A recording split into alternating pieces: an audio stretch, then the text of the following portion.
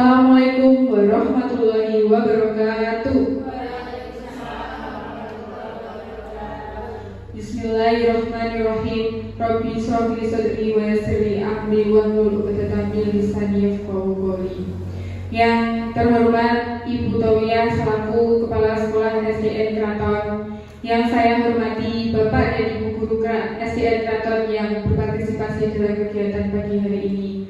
Puji syukur alhamdulillah, marilah kita panjatkan kehadiran Allah Subhanahu wa taala, karena atas limpahan rahmat dan hidayahnya di pagi hari ini kita bisa berkumpul dalam keadaan sehat dan walafiat. Tak lupa sholawat serta salam mari kita haturkan kehadiran Nabi kita, Nabi Muhammad SAW. Tak lupa ucapan terima kasih juga saya haturkan kepada Bapak dan Ibu yang telah hadir di kegiatan hari ini, yang telah membantu kami dalam mewujudkan kegiatan diseminasi penerapan budaya positif.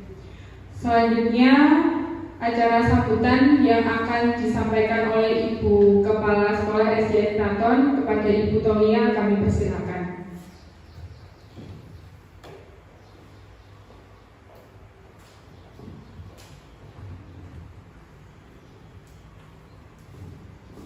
Assalamualaikum warahmatullahi wabarakatuh.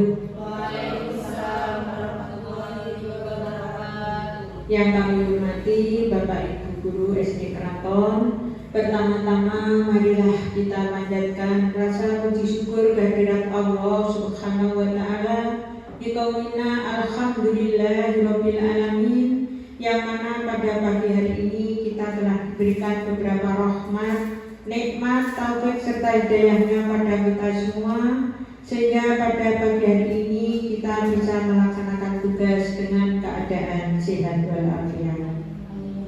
Kedua kalinya sholawat serta salam semoga tetap terlimpahkan pada junjungan kita Nabi Agung Muhammad Sallallahu Alaihi Wasallam.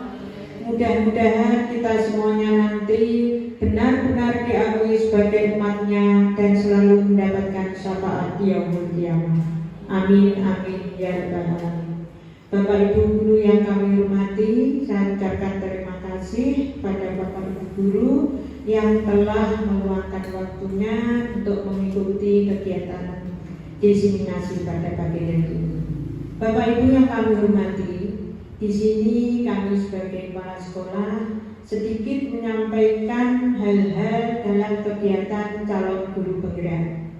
Calon guru penggerak ini merupakan kapasitas, yaitu tentang perubahan-perubahan di lembaga, dan mudah-mudahan dengan harapan nanti calon guru penggerak bisa membawa perubahan-perubahan di lembaga dan dapat menggerakkan komunitas belajar dengan Bapak Ibu Guru. Nah, di sini kami sebagai atasan sangat mendukung dan sangat mendorong dan memotivasi dengan kegiatan calon guru penggerak. Dan mudah-mudahan kegiatan calon guru penggerak pada pagi hari ini yaitu mengadakan diseminasi tentang penerapan budaya positif. Mudah-mudahan nanti setelah calon guru penggerak mengadakan diseminasi ini dapat menginspirasi pada calon guru penggerak angkatan berikutnya dan bisa menjadikan wawasan bagi calon guru penggerak yang akan datang.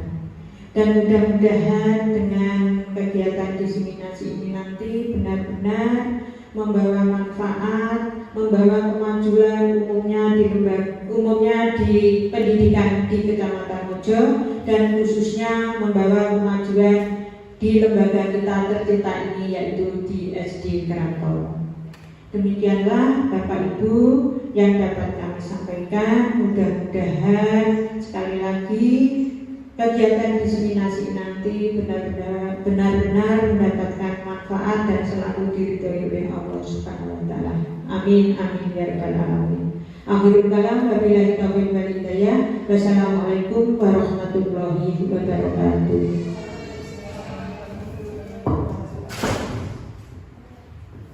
Terima kasih kepada Ibu Tomia atas sambutannya.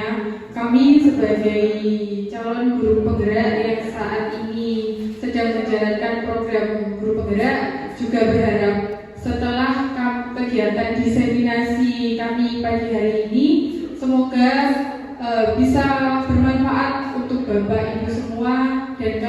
bisa diterapkan di kelas Bapak Ibu seluruhnya.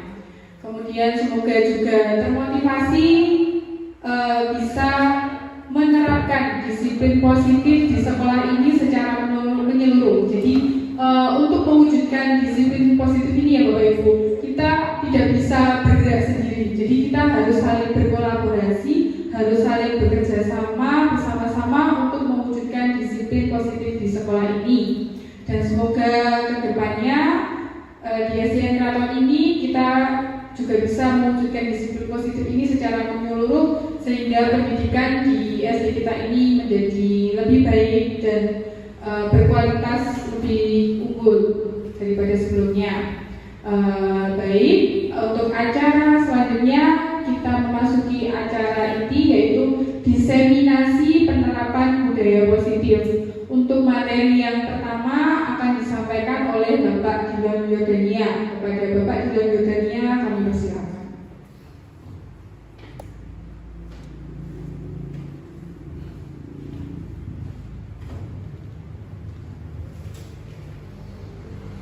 Assalamualaikum warahmatullahi wabarakatuh. Waalaikumsalam warahmatullahi wabarakatuh. Terima kasih Bapak Ibu atas waktunya sudah berkenan hadir dalam acara hari ini. Sebelum memulai pemaparan materi, boleh saya sedikit berpantun?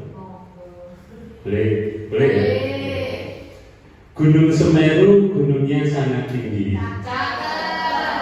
Gunung Kelut statusnya masih aktif. Bapak Ibu guru yang saya hormati, izinkan saya menyampaikan materi budaya positif. Terima kasih. Selanjutnya mungkin bisa kita mulai. Untuk pertama saya akan memperkenalkan diri. Saya penyaji pertama, nama Dilan Yordania, instansi dari SDN Keraton. Jabatan saya adalah guru kelas 6 dan saya CGP atau calon guru penggerak angkatan 10 dari kelas 72B Kabupaten Kediri. Untuk yang pertama saya akan menyampaikan tentang tujuan pendidikan menurut Ki Hajar Dewantara.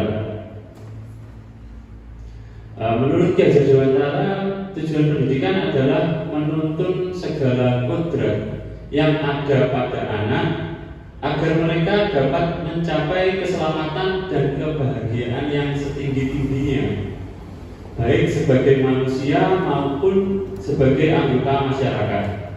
Oleh sebab itu, pendidik itu hanya dapat menuntun tumbuh atau hidupnya kekuatan kodrat yang ada pada diri anak agar dapat memperbaiki lakunya. Jadi bukan mengubah dasarnya, hidup dan tumbuhnya kekuatan kodrat anak. Kalau boleh memisalkan, kita itu ibarat seorang petani, guru itu ibarat seorang petani. Jadi seorang petani hanya dapat membantu atau merawat tumbuhnya buah atau tanaman yang ditanamnya. Jadi seumpama petani menanam padi, jadi petani itu hanya dapat merawat dan memberi pupuk agar tumbuhan padi tersebut dapat tumbuh dengan baik. Jadi tidak bisa seorang petani mengubah tanaman padi tumbuh menjadi tanaman jagung, tidak bisa. Jadi kita pun guru, tugas kita hanya merawat atau menemani anak untuk tumbuh sesuai dengan kodrat yang dimilikinya sejak lahir. Jadi seperti itu ya Bapak Ibu guru. Jadi jangan kita mempunyai pandangan harus merubah anak. Anak ini harus dapat berubah seperti ini. Tidak seperti itu. Tujuan pendidikan kita hanya memfasilitasi anak tersebut. Selanjutnya tentang budaya positif. Budaya positif di sekolah yaitu nilai dan kebiasaan di sekolah yang berpihak pada murid agar mereka dapat berkembang menjadi pribadi yang kritis penuh hormat, dan bertanggung jawab sesuai dengan profil pelajar Pancasila. Jadi budaya positif di sekolah hendaknya kita rawat agar anak-anak itu dapat berkembang menjadi pribadi yang sesuai dengan profil pelajar Pancasila, yaitu beriman dan bertakwa, mandiri, bernalar kritis, berkebinekaan global, dan satunya kreatif. Nah, selanjutnya, jadi konsep utama dari budaya positif itu ada 7 yang akan kita bahas. Yang pertama ada perubahan paradigma belajar, yang kedua disiplin positif, yang ketiga motivasi perilaku manusia, yang keempat keyakinan kelas, yang kelima kebutuhan dasar manusia, keenam ada restitusi, posisi kontrol guru, yang ketujuh ada segitiga restitusi. Itu yang pertama, perubahan paradigma belajar. Untuk seperti yang kita ketahui, untuk pembelajaran zaman dulu itu anak mengikuti kehendak guru. Apa betul seperti itu, Bapak Ibu guru? Biasanya guru-guru zaman dulu kan mendidik itu anak harus patuh. Kalau nggak patuh dihukum, seperti itu ya. Jadi anak itu harus manut pada gurunya, manut pada aturan, seperti tidak diberi kebebasan seperti itu. Itu adalah pembelajaran zaman dulu. Jika saat ini ada pembelajaran dengan paradigma baru, yaitu pembelajaran mengikuti minat dan kebutuhan anak. Jadi untuk yang sekarang, anak itu harus merdeka. Makanya kurikulumnya sekarang ada kurikulum merdeka, karena kita harus memberikan pembelajaran itu sesuai dengan kebutuhan anak, sesuai dengan minat anak. Jadi anak dapat tumbuh menjadi sesuai yang mereka inginkan atau mereka butuhkan. Jadi tidak kita samaratakan, karena setiap anak itu unik, setiap anak punya kodratnya masing-masing, seperti itu. Dalam membangun budaya positif, sekolah dapat menyediakan lingkungan yang positif, aman dan nyaman agar siswa mampu berpikir, bertindak dan mencipta dengan merdeka, mandiri dan bertanggung jawab. Disiplin sangat berkaitan dengan kontrol guru terhadap siswa. Jadi sekolah itu tugasnya adalah membuat lingkungan yang nyaman untuk belajar siswa. Itu yang diharapkan ada di setiap sekolah. Selanjutnya, nah di sini saya ada suatu permainan. Anda dan teman Anda akan melakukan kegiatan. Cobalah buka. Anda adalah A. Tugas Anda adalah mengepalkan salah satu tangan Anda. Setelah itu coba Anda bayangkan bahwa Anda menyimpan sesuatu yang sangat berharga di tangan tersebut. Dalam kepalan tangan Anda itu, Anda perlu menjaga benda tersebut sekuat tenaga Anda, karena itu sangat penting untuk hidup Anda. Nah, tugas rekan Anda atau tugas rekan guru yang lain mencoba dengan segala cara untuk membuka kepalan tangan Anda. Teman Anda boleh membujuk, menghardik, mengintimidasi, memarahi, menggoda, menggelitik, bahkan menawari Anda uang agar bersedia membuka kepalan tangan Anda. Sekarang coba kita praktekkan. Kita kepalkan tangan. Kita bayangkan di situ ada hal yang paling penting dalam hidup kita. Sekarang coba dengan teman di sebelah Anda saling membujuk, merayu agar teman Anda mau membuka tangan tersebut. Kita coba. Boleh ditawari uang 10 miliar, boleh. Boleh diancam, nanti kalau nggak dibuka pulang nggak barengi. Boleh. Coba bisa ya.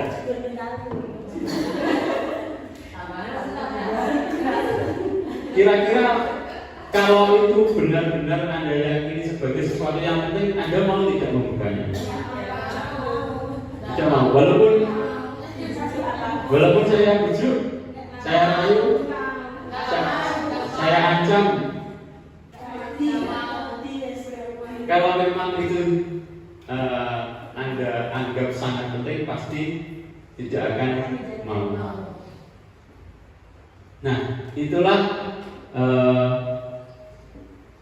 salah satu teori perubahan paradigma, yaitu teori kontrol, ilusi kontrol dari Dr. William Glasser. Jadi Dr. William Glasser menyampaikan itu ada beberapa ilusi kontrol yang biasanya terjadi di sekolah atau di kelas. Yaitu yang pertama, ilusi guru mengontrol murid. Ilusi bahwa semua penguatan positif itu efektif dan bermanfaat. Ilusi bahwa kritik dan membuat orang merasa bersalah dapat menguatkan karakter.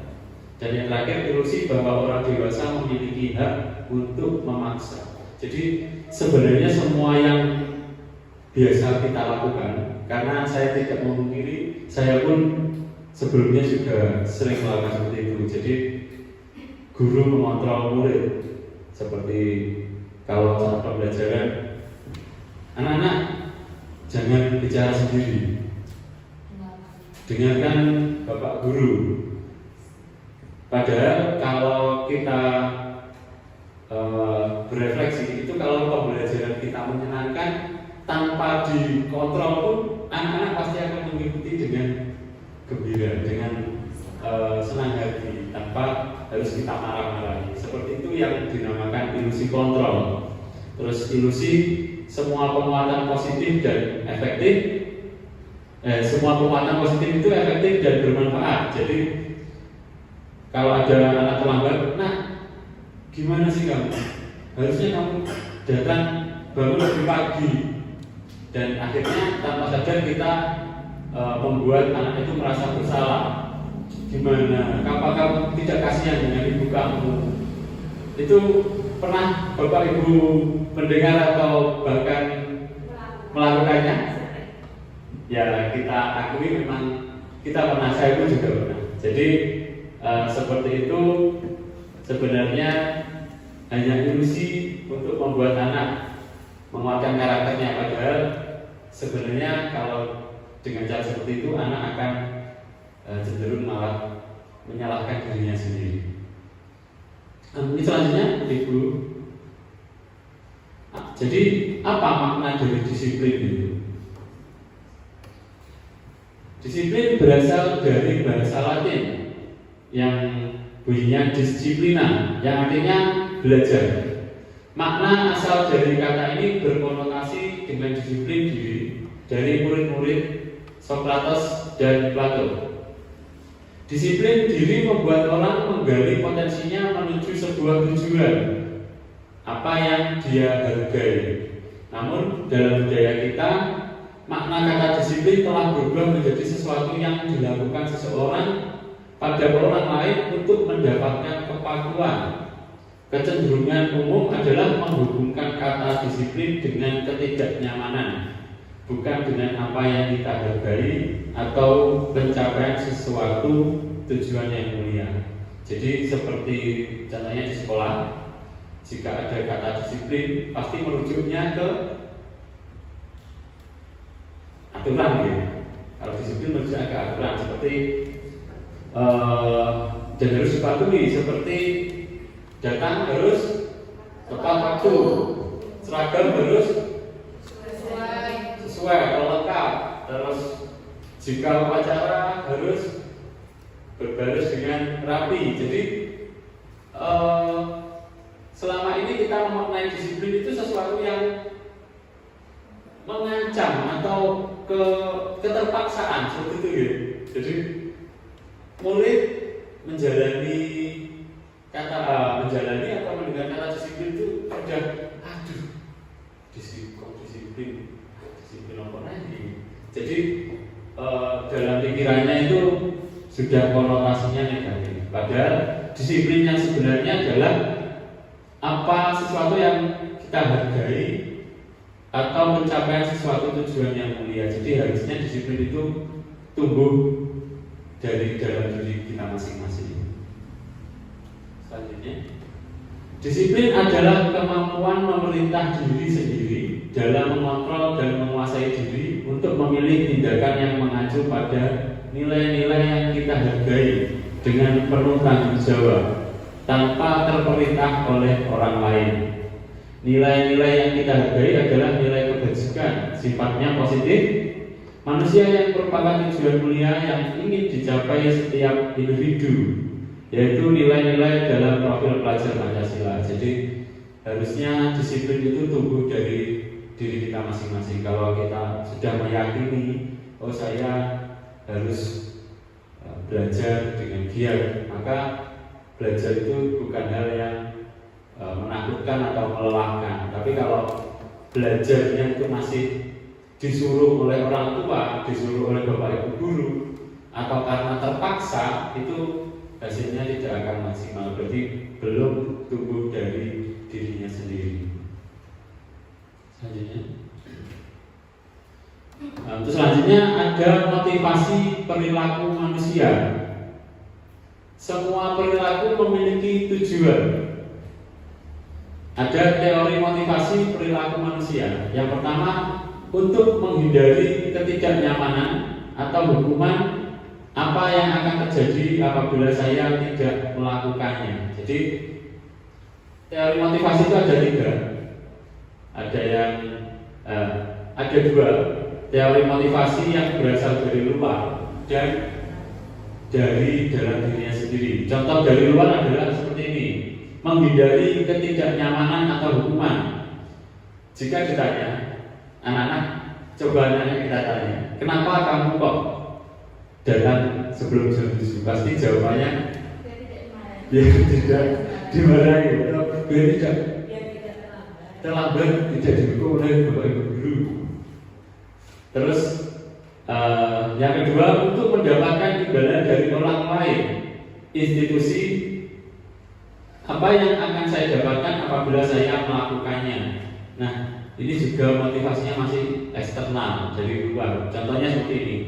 Anak-anak, ayo, siapa yang mengerjakan dan selesai duluan nanti boleh pulang atau istirahat terlebih dahulu. Kira-kira motivasinya anak untuk mengerjakan itu apa? Istirahat, bukan mengerjakan untuk bisa, tapi mengerjakan supaya cepat selesai dan cepat istirahat. Jadi motivasinya dari luar. Ada lagi yang selama ini mungkin, tapi sudah berubah ya. Selama ini dunia pendidikan pun salah memaknai. Itu adalah adanya ranking. Adanya ranking itu sebenarnya baik atau buruk menurut Bapak Ibu? Coba baiknya apa? Baiknya itu memotivasi seseorang supaya dia mau maju lebih baik lagi. Memotivasi siswa, ya benar. Memotivasi siswa, tapi motivasinya kira-kira datang dari dalam dirinya atau? Nah, benar. Jadi masih motivasi eksternal. Kalau dia tidak mendapatkan ranking atau dia mendapatkan ranking bawah, kira-kira dia termotivasi atau malah down? Malah down. Jadi dari mungkin jika kelas kita ada 20 anak, maka yang akan termotivasi atau akan bahagia mungkin hanya sebagian kecil, ya. Sebagian besarnya dia akan merasa minder, malu. Jadi lebih banyak negatifnya daripada positifnya, karena motivasi seperti itu berasalnya dari luar atau dari eksternal. Nah, yang ketiga, motivasi untuk mengetahui atau menghargai diri sendiri. Contohnya, saya akan menjadi orang yang seperti apa bila saya melakukannya. Nah, ini yang harus kita tanamkan pada diri anak. Itu dia paham apa yang dia inginkan, paham apa yang dia mau. Jadi kita beri pengertian. Kenapa dong kamu harus berangkat pagi itu? Kira-kira kalau kamu berangkatnya siang, yang akan rugi siapa? Apakah Bapak Ibu guru, ataukah teman-temanmu, atau orang tuamu? Nah, mungkin seperti itu. Jadi kita menuntun anak untuk memahami sesuatu itu dari dirinya sendiri. Kalau dia punya motivasi untuk berangkat pagi atau motivasi belajar itu asalnya dari dalam dirinya. Kira-kira kamu nanti ingin menjadi orang seperti apa? Apakah belajar itu menurut kamu penting? Nah, jadi kita tanya, kita gali supaya anak didik tahu, oh, ternyata belajar itu manfaatnya untuk saya sendiri, bukan untuk orang lain. Nah, kalau anak sudah punya motivasi dalam diri, itu akan bertahan lama. Tapi kalau motivasinya masuk dari eksternal, contohnya seperti datang terlambat, itu kalau pas datang terus dia terlambat tapi tidak ada gurunya, dia akan oke, guru nih selamat aku. Nah, berarti masih dari eksternal. Lanjutnya, sekarang tentang hukuman atau sanksi atau konsekuensi. Di sini ada kasus Bapak Ibu guru menebak, silakan menebak. Jadi kasus seperti ini itu hukuman atau konsekuensi. Ya, saya bacakan kasusnya. Iva kurang menguasai pelajaran matematika, sehingga pada saat pelajaran tersebut berlangsung, dia lebih banyak berdiam diri atau menggambar di buku pelajarannya. Pada saat guru matematikanya Pak Seno menanyakan pertanyaan, Iva sangat gugup dan tidak sengaja menjatuhkan tasnya dari kursi, serta tiba-tiba menjadi gagap pada saat berupaya menjawab. Seluruh kelas pun tertawa melihat perilaku Iva yang bicaranya tergagap-gagap dan terkejut.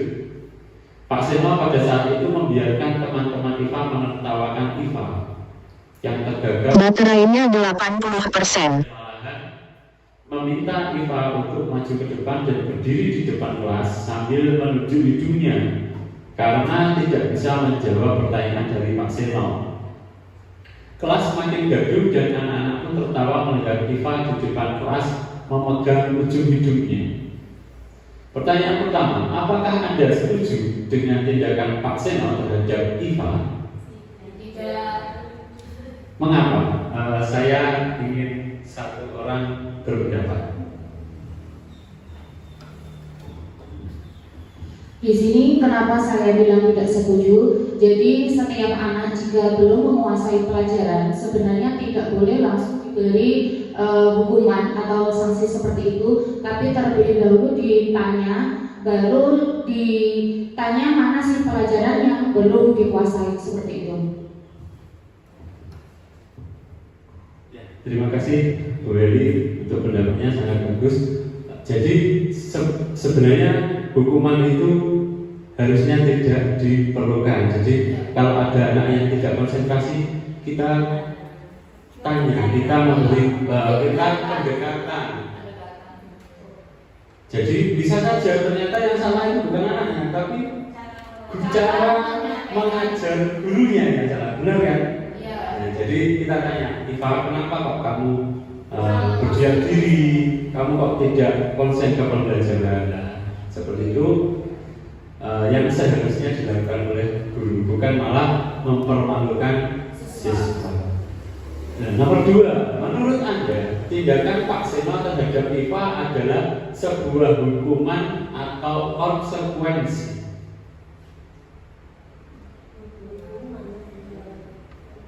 Hukuman ya. Kenapa kok bukan konsekuensi? Karena tidak menguasai pelajaran siswa. Kenapa oleh dikatakan hukuman? Karena Pak Seno tadi menyuruh Iva langsung maju ke depan dan menunjuk hidungnya serta ditertawakan teman-temannya. Ya, terima kasih Mbak. Jadi kalau boleh saya simpulkan, kenapa itu hukuman? Karena Apakah pada saat menyuruh Iva maju dan menuju hidungnya itu sudah sebelumnya sepakat dengan Iva? Pasti belum. Jadi itu adalah inisiatif dari Pak Seno sendiri tanpa meminta persetujuan Iva. Selanjutnya, ya, ini jadi ada 3 bagian. Yang pertama ada hukuman, yang kedua ada konsekuensi, dan yang ketiga ada restitusi. Hukuman itu ditentukan oleh guru. Murid tidak mengetahui sebelumnya, seperti tadi yang saya contohkan. Murid belajar menyembunyikan kesalahan. Ini efeknya jadi murid akan menyembunyikan kesalahannya dan cenderung menyakiti hati atau fisik murid. Kalaupun kita menghukum dengan cara dijewer atau dijepit, itu pasti akan menyakiti fisik dan hati murid. Kalau konsekuensi itu murid sudah mengetahui sebelumnya, jadi sebelum pembelajaran sepakat. Anak-anak, kesepakatan kita siapa yang nanti tidak mengikuti pelajaran dengan baik maka akan disuruh keluar kelas, misalnya seperti itu ya, misalnya. Jadi murid sudah tahu konsekuensinya atau akibatnya. Murid belajar taat aturan. Guru mencoba mengontrol anak dengan penguatan positif. Dan yang ketiga itu adalah restitusi. Bagaimana itu restitusi? Restitusi adalah membuat murid mencoba memecahkan masalah. Jadi seperti contoh kasus Iva tadi. Sebenarnya penerapan konsekuensi itu juga kurang pas. Karena apa? Karena murid itu kalau berbuat kesalahan, dia tahu memang akibatnya, tapi dia tidak tahu kenapa solusinya dia tidak tahu. Jadi kalaupun dia tidak mengerjakan atau tidak selesai, wah ya sudah berarti saya harus dihukum. Tapi dia tidak bisa memecahkan masalah. Kenapa dia tidak dapat menyelesaikan tugasnya? Jadi sebagai seorang guru kita hendaknya melakukan restitusi kepada anak. Jadi anak itu dibimbing, dipancing agar dia bisa memecahkan masalahnya sendiri. Selanjutnya, nah selanjutnya kita berlatih. Kasus ini adalah hukuman atau konsekuensi. Saya bacakan yang pertama. Mencatat 100 kali di dalam buku kalimat. Saya tidak akan terlambat lagi karena terlambat ke sekolah. Ini hukuman atau konsekuensi?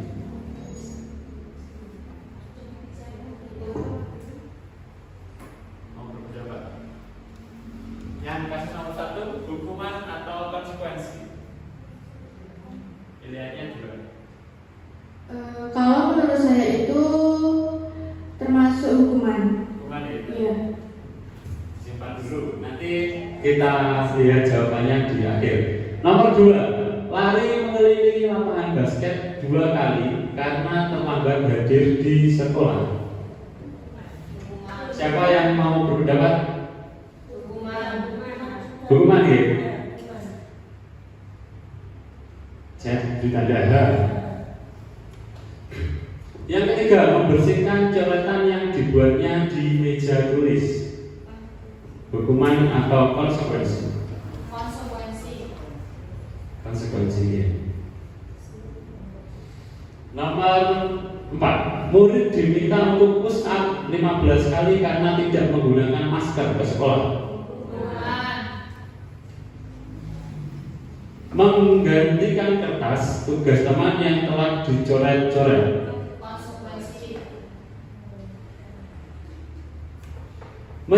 Berjemur di lapangan basket pukul 12 siang karena ngobrol dengan temannya.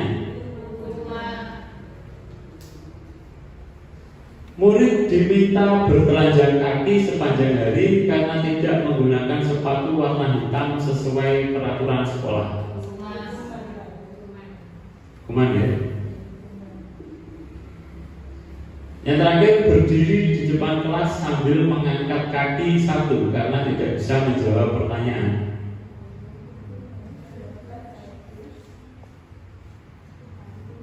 Hukuman atau konsekuensi?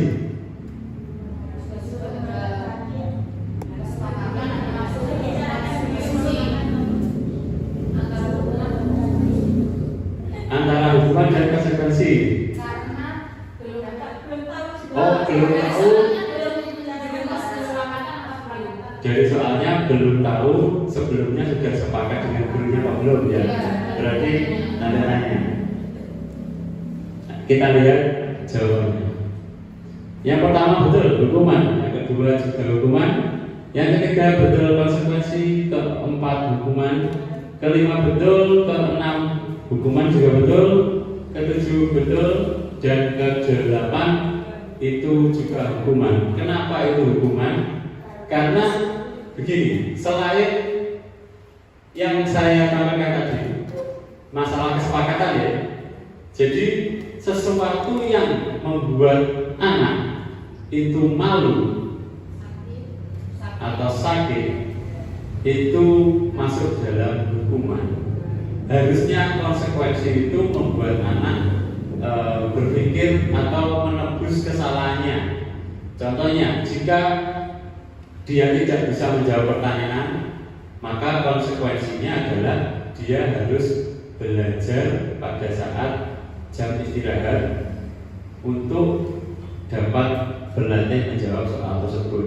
Itu yang dinamakan konsekuensi. Jadi membuat anak tidak merasa tidak nyaman, tapi tidak merasa malu atau sakit. Tapi kalau ini harus mengangkat kaki di depan kelas, itu akan membuat dia malu dan sakit. Seperti itu. Jelas ya, Bu? Jelas.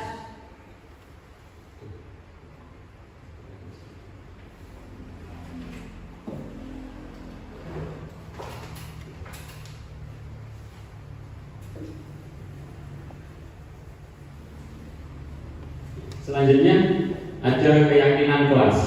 Keyakinan kelas adalah nilai-nilai kebajikan atau prinsip-prinsip universal yang disepakati bersama secara universal atau menyeluruh, lepas dari perbedaan agama, suku, negara, dan bahasa.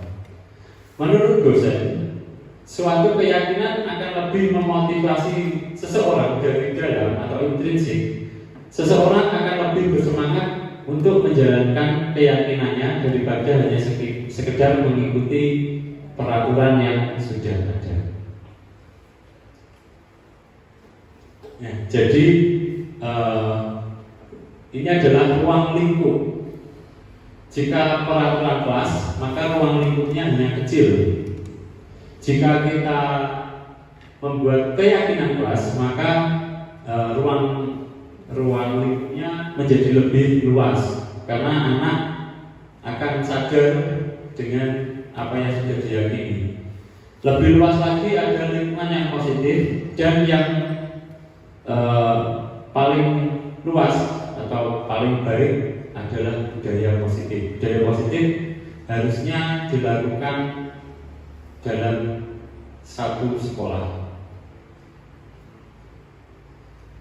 Selanjutnya, peraturan dan keyakinan kelas atau nilai kebajikan yang dituju. Jadi ini adalah contoh dari keyakinan kelas. Peraturannya selalu kembalikan buku ke tempatnya. Jadi keyakinan kelas itu harus menggunakan bahasa yang positif. Jadi hindari menggunakan bahasa harus, terus tidak boleh, wajib, dilarang, itu hindari kalimat-kalimat seperti itu. Jadi menggunakan kalimat positif. Contohnya ini, peraturannya selalu kembalikan buku ke tempatnya.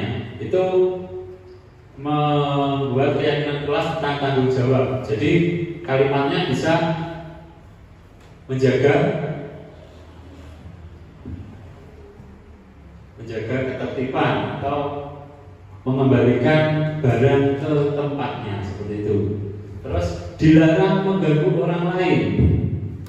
Dan kalimatnya itu tidak boleh pakai kata dilarang. Kita ubah menjadi kalimat positif. Menghormati orang lain dan diri sendiri. Terus hadir di sekolah 15 menit sebelum pembelajaran dimulai. Biasanya kan dilarang datang terlambat. Nah, itu berarti harusnya kalimatnya seperti apa? Kalau ingin murid kita datang tepat waktu, siswa datang lebih awal atau siswa datang tepat waktu. Terus selanjutnya ada dilarang melakukan kekerasan. Kita rubah menjadi keselamatan atau menghormati orang lain. Dilarang menggunakan narkoba ini hubungannya dengan kesehatan. Jadi kita bisa memakai kalimat menjaga kesehatan diri. Bergantian atau menunggu giliran itu hubungannya dengan menghormati orang lain dan kesabaran. Bisa menggunakan kalimat menjaga ketertiban atau membudayakan antri. Gunakan masker itu hubungannya dengan kesehatan, keselamatan, dan jangan berlari di kelas atau di koridor, itu juga keselamatan anak-anak. Selanjutnya pembentukan keyakinan kelas. Kelas bersifat lebih abstrak. Keyakinan kelas bersifat lebih abstrak daripada peraturan yang lebih rinci dan konkret. Keyakinan kelas berupa pernyataan universal atau menyeluruh. Pernyataan keyakinan kelas dibuat dalam bentuk positif. Keyakinan kelas hendaknya tidak boleh terlalu banyak sehingga mudah diingat dan dipahami. Keyakinan kelas sebaiknya keyakinannya sesuai sesuatu yang dapat diterapkan di lingkungan tersebut. Semua warga kelas ikut berkontribusi dalam pembuatannya dan bersedia meninjau kembali keyakinan kelas dari waktu ke waktu. Jadi keyakinan kelas itu hendaknya kita buat bersama-sama dengan murid kita. Dan apakah keyakinan kelas boleh ditambah atau dikurangi? Boleh. Jadi kalau sudah berjalan dan murid atau kita merasa anak-anak kira-kira keyakinan kelas ini perlu ditambah tidak? Nanti kalau murid ada yang usul, boleh ditambah. Nah, ini sedikit rekomendasi saya tentang sosialisasi dan pembuatan keyakinan kelas di masyarakat.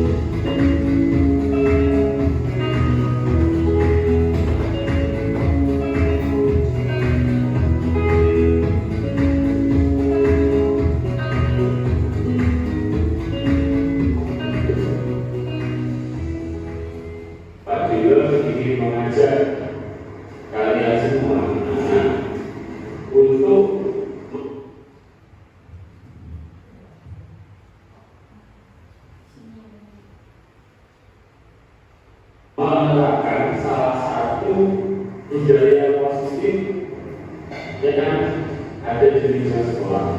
Apa itu budaya positif?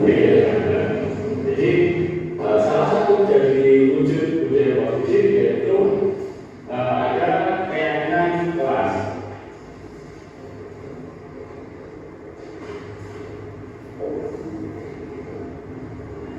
Apa itu keyakinan kelas?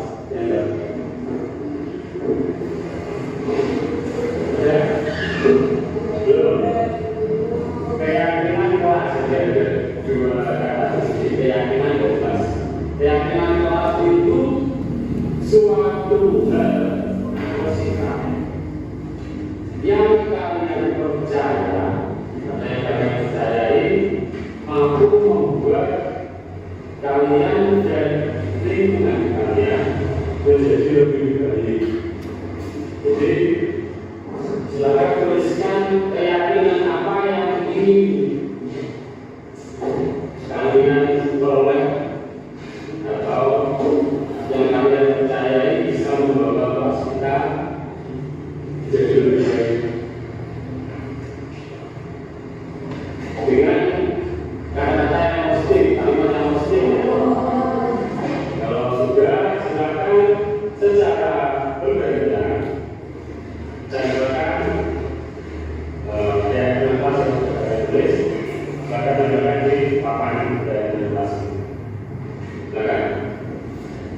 bisa mulai dari sini.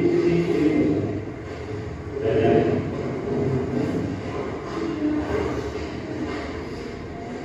supaya tempatnya itu agak kalau saya beri nama, jadi kita tahu itu saya siapa, jadi apa yang ada di dalam tempat itu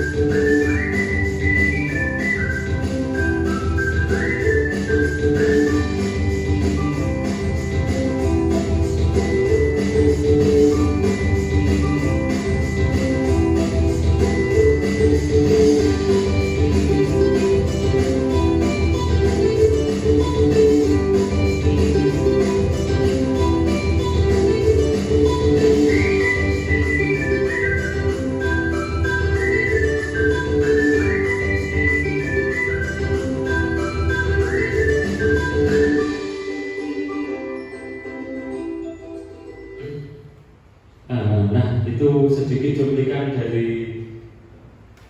keyakinan kelas yang saya buat di kelas 6 dengan murid-murid saya.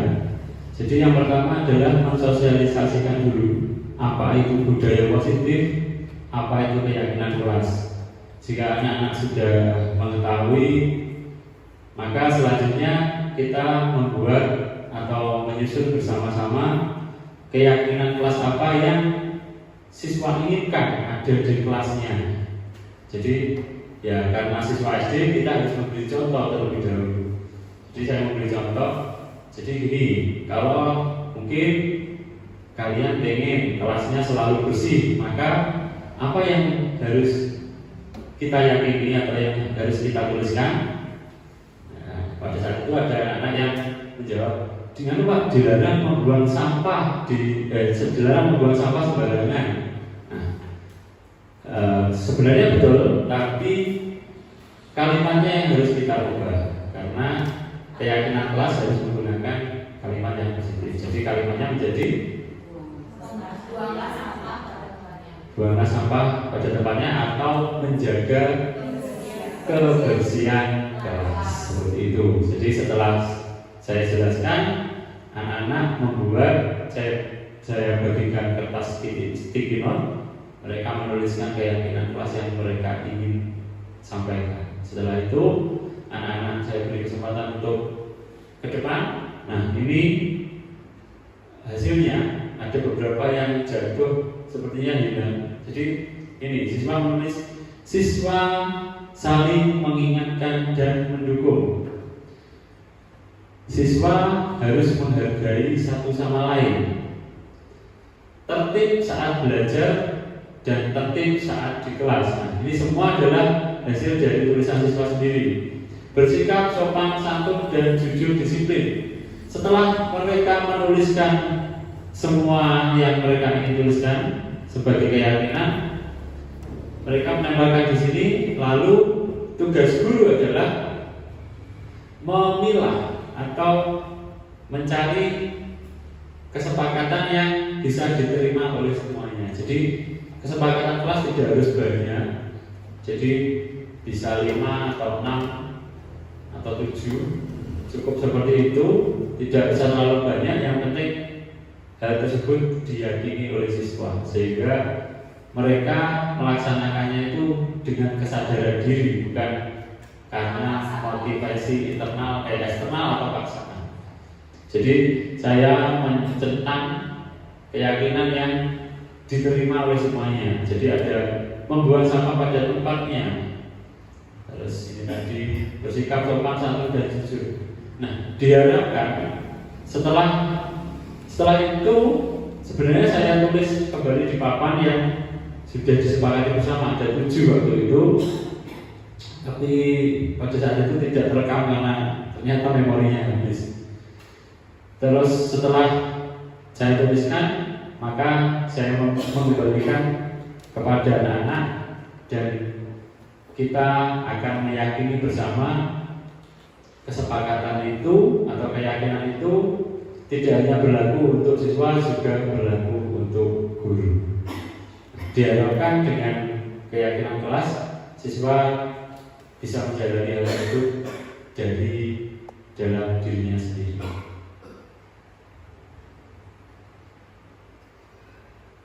Nah,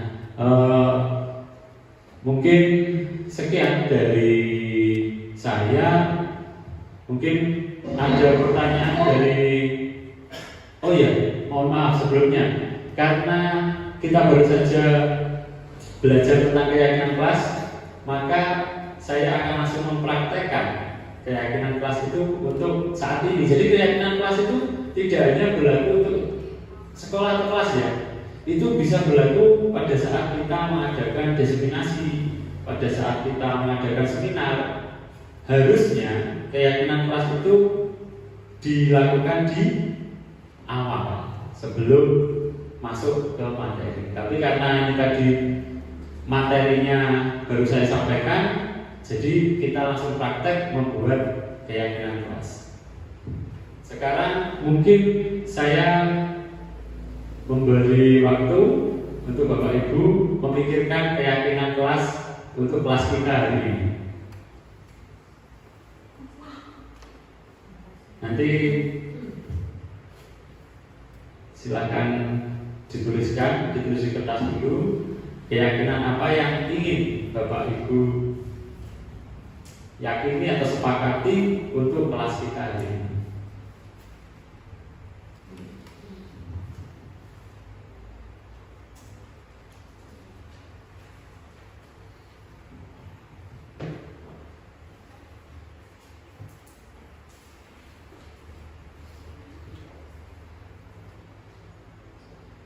Jika pada saat seminar atau diseminasi diharapkan kalau awal kita sudah membuat keyakinan, maka peserta dari diseminasi atau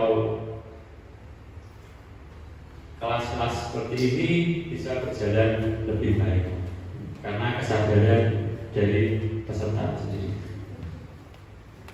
Oke Bapak Ibu, monggo jika ingin minum saya persilakan karena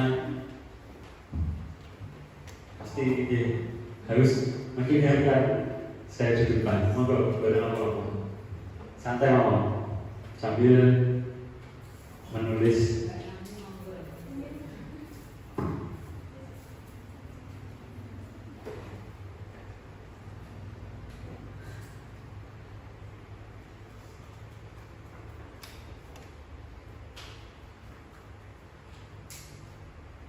Cukup? Kira-kira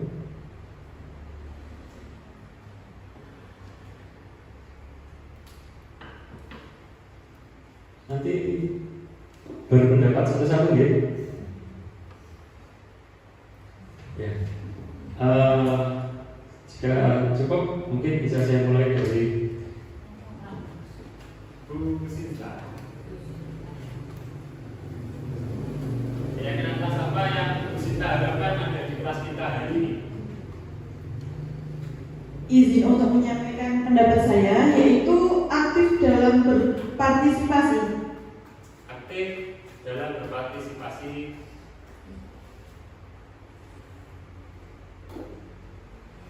Berarti Ibu Sita mengharapkan kita semua aktif ya. Sepakat? Sepakat. Izin menyampaikan pendapat. Kalau pendapat saya itu fokus dan sadar.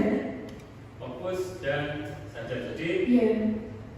dalam mengikuti diskriminasi kita harus Fokus dan sadar. Maksudnya sadar itu dan maksudnya pikirannya sudah kemana-mana gitu. Iya. Ya, terima kasih.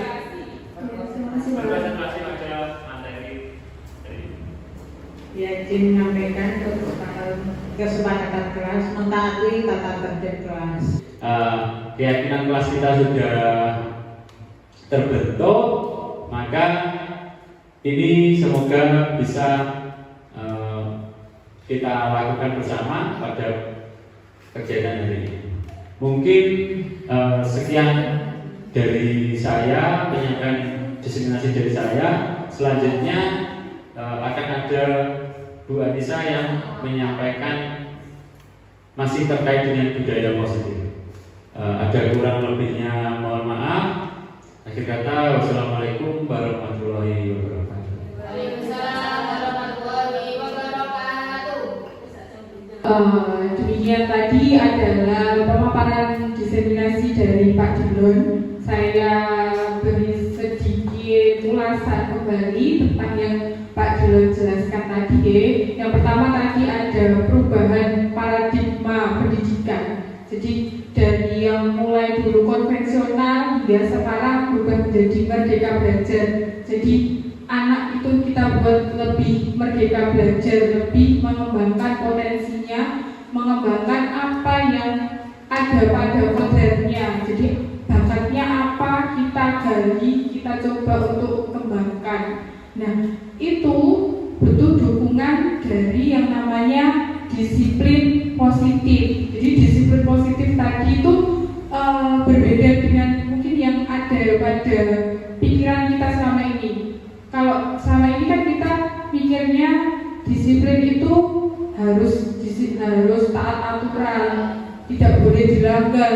Kalau dilanggar dapat hukuman. Ternyata selama ini kita keliru ya memahami tentang disiplin positif itu. Jadi disiplin itu adalah sesuatu yang harus timbul dari diri kita sendiri, yang harus kita pahami bahwa disiplin itu sesuatu yang bermanfaat untuk diri kita, yang kalau kita miliki itu bisa membuat hidup kita lebih nyaman, lebih leluasa menjalani hidup, tidak merasa bersalah, tidak merasa ada apa yang mengganjal dalam hidup kita. Kemudian tadi juga ada yang disampaikan oleh Pak Dilon itu yang namanya hukuman dan konsekuensi. Jadi kalau hukuman itu kita juga tidak memungkiri ya, selama ini mungkin kita lebih banyak menerapkan hukuman, tapi ternyata hukuman itu malah membuat anak-anak merasa bersalah, kadang malah merasa takut, malah kadang kalau lebih efeknya lebih parah membuat anak trauma, takut, malah takut tidak ikut pelajaran. Itu kan malah kita yang repot kalau seperti itu ya.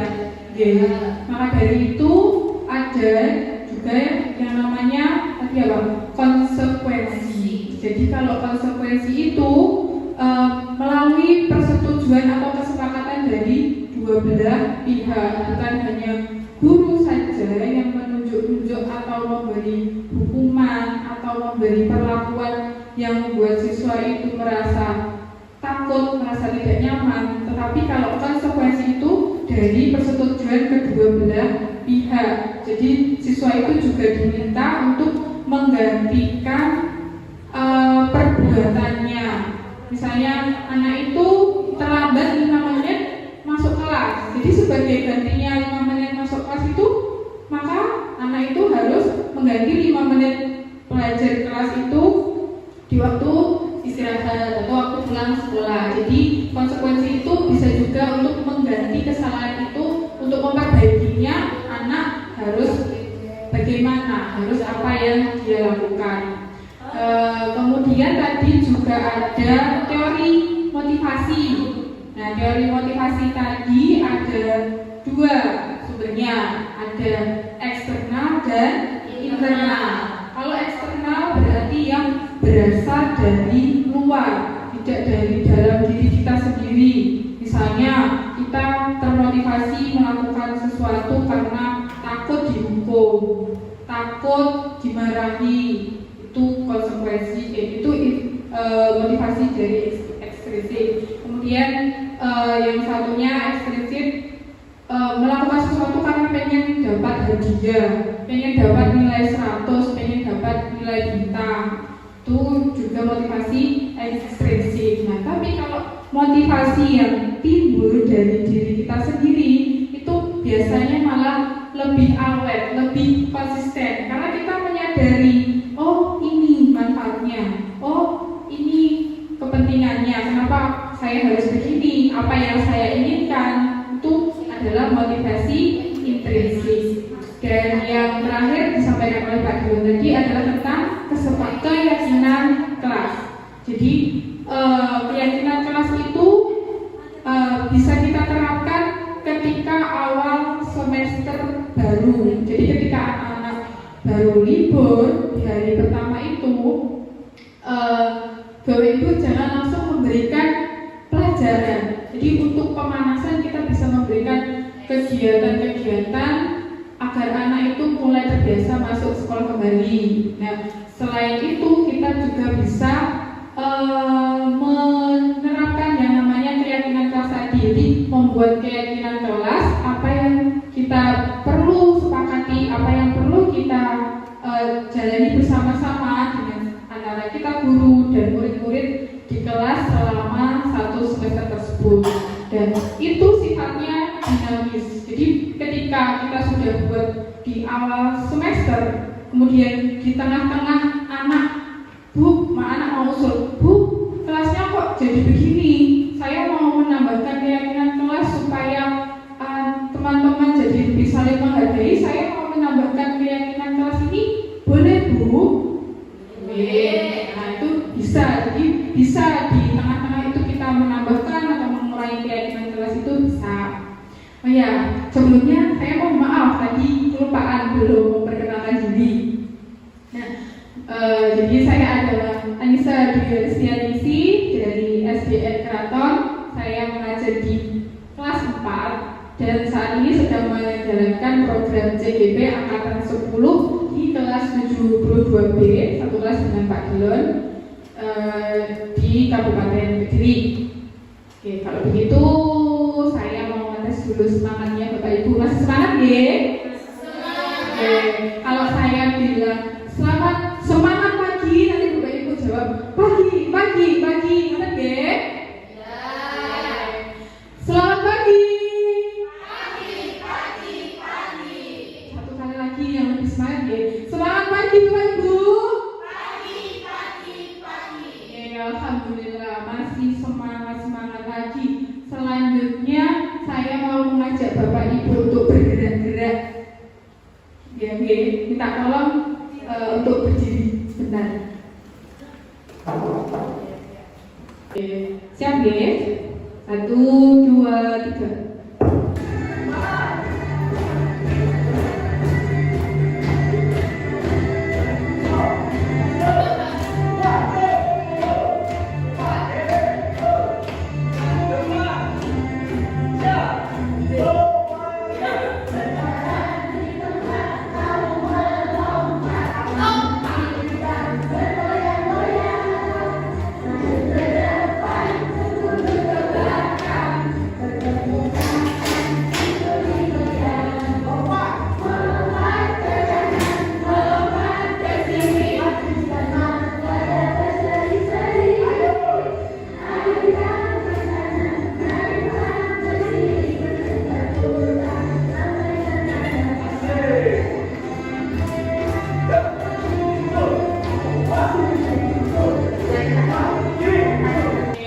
Terima kasih Bapak Ibu. Oke, kita masuk ke materi berikutnya.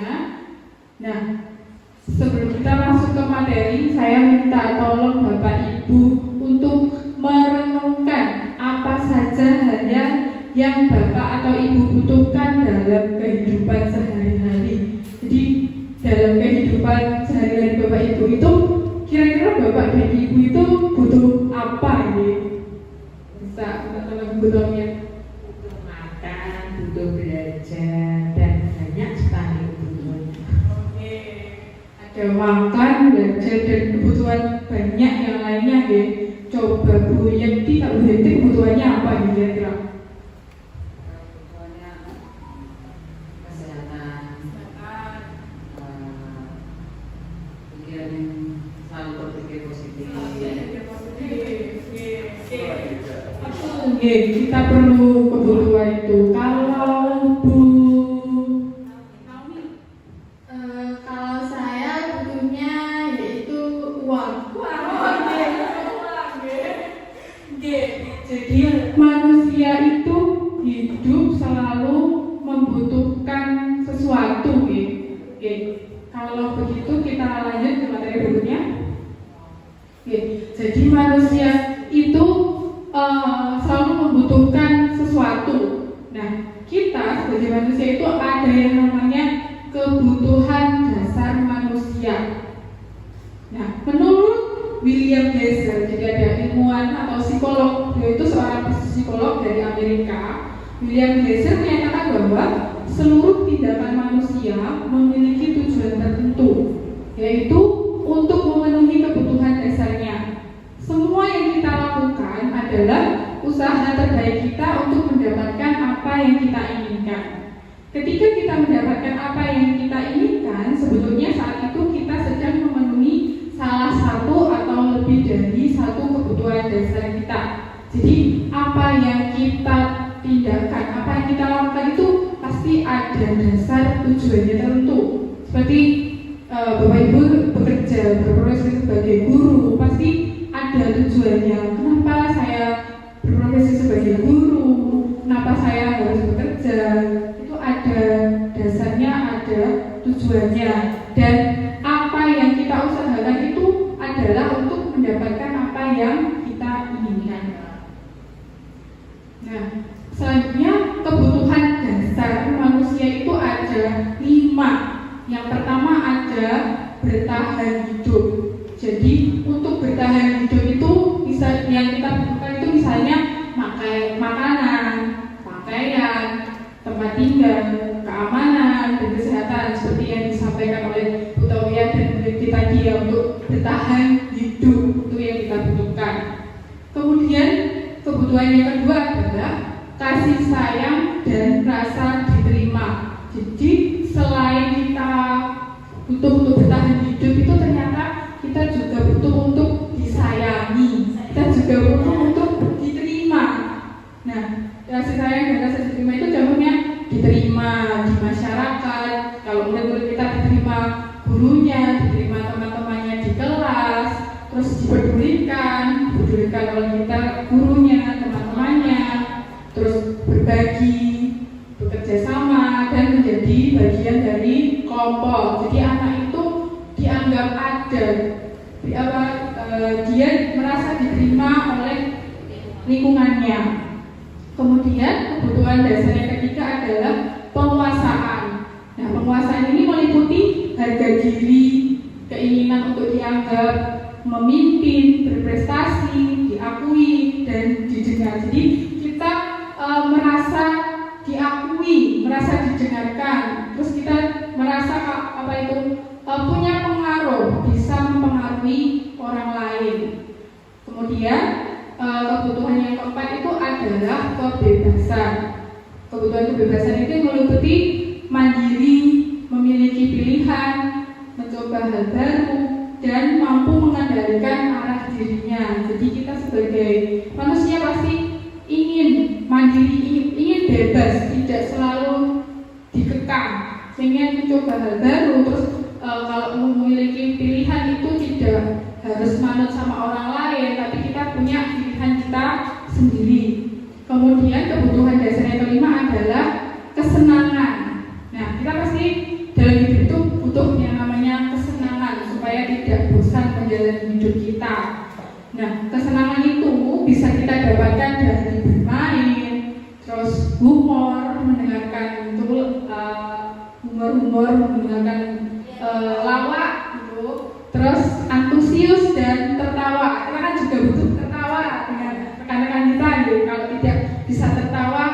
waduh pasti pikirannya bosan ya. Kalau pikiran kita bosan pasti kerjaan kita juga tidak bisa maksimal. Nah, jadi 5 kebutuhan dasar manusia itu harus kita penuhi. Kalau ada yang tidak terpenuhi, kemungkinan bisa menyebabkan kehidupan kita terganggu, tidak seimbang. Contohnya yang seperti saya ceritakan tadi, kalau kita tidak senang, sedih, selalu merasa tidak nyaman, pasti kan kita juga menjalani hidup kita sehari-hari itu tidak nyaman, pasti tidak bisa tersenyum, kepalanya pasti nyutan, stres, nonton Baik, selanjutnya. Nah, kebutuhan dasar manusia. Ketika 5 kebutuhan dasar sudah terpenuhi secara memadai, maka murid akan tumbuh seimbang dan bahagia. Jadi hal tersebut juga berlaku pada murid-murid kita. Kalau 5 kebutuhan dasar tadi anak-anak sudah memiliki, sudah terpenuhi, maka murid kita akan tumbuh berkembang dengan seimbang dan bahagia. Sebaliknya, jika kebutuhan dasar tidak terpenuhi dengan baik, maka seseorang akan mengalami emosi negatif seperti bosan, itu tipe bosan, sedih, dan kecewa. Bahkan mereka dapat melakukan perbuatan yang bertentangan dengan nilai-nilai kebajikan atau melanggar peraturan. Jadi ketika mungkin ada salah satu kebutuhan dasar siswa kita yang tidak terpenuhi, misalnya seperti yang mungkin sering kita hadapi pada anak didik kita ya, misalnya di rumah kurang kasih sayang, orang tuanya bekerja di luar negeri semua, di rumah cuma diasuh sama bibinya atau neneknya, sehingga rasa kasih sayang yang didapatkan itu kurang. Jadi kalau kita menjumpai murid yang seperti itu, kira-kira murid yang sering kita jumpai bagaimana Bapak Ibu?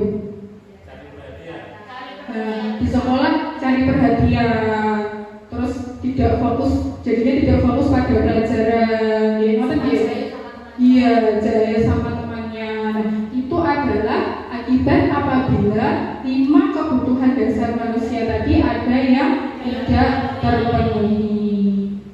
Selanjutnya, nah di sini ada kasus. Nanti minta tolong tanggapan Bapak Ibu tentang kasus ini, saya bacakan kasusnya. Ibu Ria, guru kelas 6 di SD Permai, sedang bingung menghadapi ulah salah satu murid di kelas bernama Agus. Beberapa anak telah datang dan mengeluhkan Agus yang seringkali meminta bekal makan siang mereka dengan paksa. Jika Anda menghadapi situasi seperti Bu Ria, apa yang Anda lakukan? Menurut Anda, kira-kira apa alasan Agus melakukan hal itu? Jadi sebagai gurunya Agus, kira-kira Bapak Ibu melakukan apa? Mungkin ada yang mau berpendapat, ya Bu Edi? Sebagai guru, yang pertama kita harus memberi pendekatan kepada siswa. Ditanya kenapa hari ini tidak membawa bekal atau makanan. Nah, untuk pertama kali diingatkan, mungkin saya sebagai guru bisa menyisihkan uang saya untuk membelikan makanan kepada si Agus agar Agus tidak mengganggu temannya seperti itu. Iya, benar sekali yang disampaikan oleh Bu Edi. Jadi kita harus tahu apa yang melatar belakangi, apa yang mendasari Agus minta makanan pada temannya itu. Dan lalu menurut Bapak Ibu, kira-kira alasan Agus melakukan hal itu apa ya? Kenapa kok minta makanan pada temannya? Mungkin Bu Guru mencari tahu, bertanya kepada Agus ya, Gus, kenapa kamu kok selalu rebuti makanannya temannya? Di rumah mungkin ibunya tidak masak, tidak membuatkan bekal. Berarti kebutuhan dasar yang belum terpenuhi kira-kira yang kebutuhan pertama ya, kebutuhan bertahan hidup. Mungkin loh dari terima kasih pendapat yang luar biasa dari Ibu Asma Hidayati. Jadi mungkin kebutuhan bertahan hidupnya di keluarganya itu masih belum mencukupi, belum terpenuhi. Selanjutnya, mari kita kupas satu persatu berdasarkan masing-masing sudut pandang dari kebutuhan dasar. Nah, dalam konteks penerapan disiplin positif itu, Ibu Ria sebaiknya mencari tahu alasan Agus melakukan tindakan tersebut agar mengetahui kebutuhan mana yang sedang berusaha dipenuhi oleh Agus. Jadi benar sekali yang disampaikan Bu Eri tadi. Kita harus melakukan pendekatan, terus mencari tahu apa ya yang mendasari tindakan Agus tersebut. Nah, kemungkinan kalau menurut teori kebutuhan dasar itu ada 5 kemungkinan kebutuhan dasarnya yang belum terpenuhi. Yang pertama, kalau kebutuhan dasar bertahan hidupnya belum terpenuhi itu karena Agus lapar dan orang tuanya tidak membawakan bekal makan siang seperti yang disampaikan oleh Bu Asma Hidayati tadi. Kemudian kalau kebutuhan dasarnya yang kasih sayang dan rasa diterimanya belum terpenuhi, itu mungkin karena Agus ingin diperhatikan sama temannya, pengen dapat perhatian temannya. Setelah minta makanannya, temannya jadi tahu Agus, jadi melihat Agus, jadi lebih dianggap, jadi lebih disayangi sama temannya. Kemudian kalau kebutuhan berupa penguasaan, kalau dia pengen kebutuhan penguasaannya terpenuhi, dia merasa hebat karena temannya jadi takut dan menuruti keinginannya. Kan kadang murid itu ada yang pengen berkuasa, yang pengen ditakuti temannya. Nah, untuk memenuhi kebutuhan penguasaan itu dia jadinya minta bekal makanan temannya. Nah, kemudian yang kebutuhan dasar keempat yaitu berupa kebebasan. Jadi si Agus itu merasa bosan dengan bekal yang dibawakan oleh orang tuanya karena selalu bekal yang sama. Misalnya ibunya tiap hari dikasih bekal nasi goreng, telur, nasi goreng, telur. Terus dia lihat punyanya temannya kok enak, ada sayurnya, ada ayamnya, terus bekalnya dihias warna-warni. Wah, itu bekalnya temanku menarik, enak kelihatannya, aku tak minta. Nah, itu karena dia kebutuhan dasar kebebasannya belum terpenuhi. Dan yang kelima, karena dia pengen dapat kesenangan, jadi dia iseng pengen lihat ekspresi temannya yang kesal. Saya kan ada murid kita kalau habis ganggu temannya diketawain, kamu lucu, wajahmu kesel. Nah, itu karena dia pengen kesenangan, pengen mencari kesenangan, pengen hatinya merasa senang. Ya, selanjutnya, nah itu tadi adalah 5 kebutuhan dasar yang mendasari perilaku kita.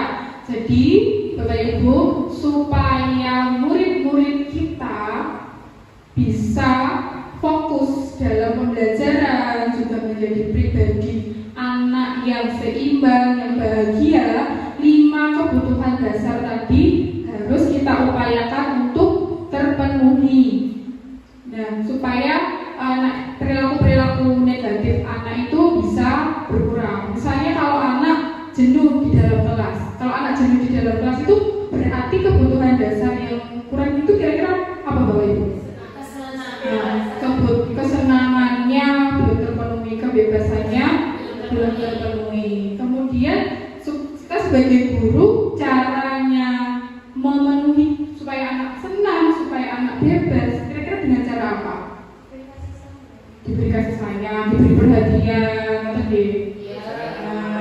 Belajarannya dibuat lebih menarik dengan game, dengan memanfaatkan teknologi, mengikuti kesenangannya anak, buat video model, juga bisa menerapkan ice breaking, ya Bapak Ibu, supaya tidak bosan.